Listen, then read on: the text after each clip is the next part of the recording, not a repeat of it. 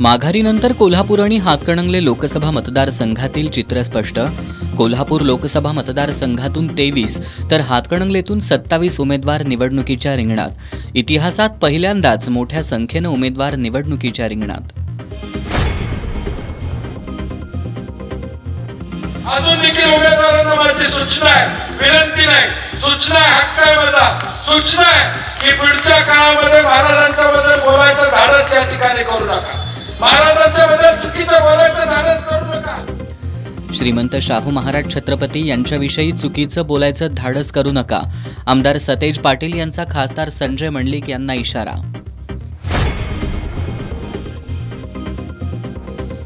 देशातील मोदींची हुकुमशाही उलथवून लावण्यासाठी श्रीमंत शाहू महाराज छत्रपती यांना साथ द्या.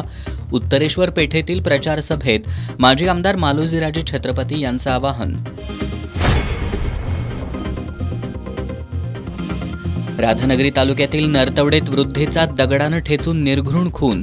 परिसरात खळबळ, खुनाचं कारण अस्पष्ट. आणि दख्खनचा राजा श्री ज्योतिबा देवाची उद्या मुख्य चैत्र पौर्णिमा यात्रा. लाखो भाविक डोंगरावर दाखल.